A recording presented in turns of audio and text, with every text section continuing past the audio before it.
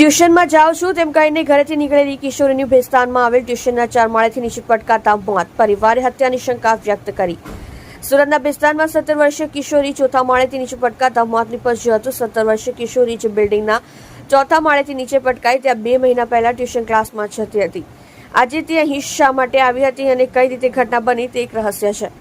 હાલ તો પોલીસે અકસ્માત મોતનો ગુનો નોંધીને આપઘાત હત્યા કે અકસ્માતની દિશામાં વધુ તપાસ હાથ ધરવામાં આવી છે. મૂળ યુપીના વતની સંજયસિંહ પરિવાર સાથે ભેસ્તાન વિસ્તારમાં આવેલી પ્રિયંકા ગ્રીન પાર્ક સોસાયટીમાં રહે છે. પરિવારમાં પુત્રી, પત્ની, 2 પુત્રી અને 1 પુત્ર છે. સંજય કાપડની મિલમાં નોકરી કરીને પરિવારનું ગુજરાન ચલાવે છે. જે પૈકી પાયલ બીજા નંબરની પુત્રી છે, જે ધોરણ 12 બાદ કોલેજની તૈયારી કરી રહી હતી. ગતરોજ બપોરે 1:30 વાગે હું ટ્યુશન જાઉં છું તેમ કહીને દીકરી પાયલ ઘરેથી નીકળી હતી. દરમિયાન તે વિસ્તારમાં આવેલા સિસ્કા પ્લાઝાના નામના બિલ્ડિંગ પર પહોંચી હતી અને ત્યાંથી ચોથા માળેથી નીચે પટકાઈને મોતને ભેટી ગઈ હતી. ઘટનાને અંગેની જાણ થતાં પરિવારજનો અને પોલીસ દોડી ગયા હતા. હાલ તો પોલીસ દ્વારા અકસ્માત મોતનો ગુનો નોંધીને વધુ તપાસ હાથ ધરવામાં આવી છે. આ સાથે જ અકસ્માત, આપઘાત કે હત્યાની દિશામાં હોતું તપાસ હાથ ધરવામાં આવી છે. ભેસ્તાન પીઆઈ વિક્રમ દેસાઈએ જણાવ્યું હતું કે 17 વર્ષીય કિશોરીને મૃતદેહ મળી આવ્યો હતો. હાલ સીસીટીવી અત્યારે વધુ તપાસ હાથ ધરવામાં આવી રહી છે.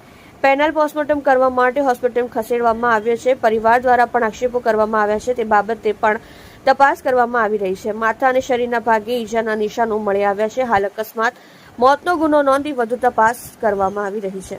સત્ય માટે હંમેશા સત્યની સાથે જોડાઈ રહો. આર સુરત ન્યૂઝ ચેનલની સાથે.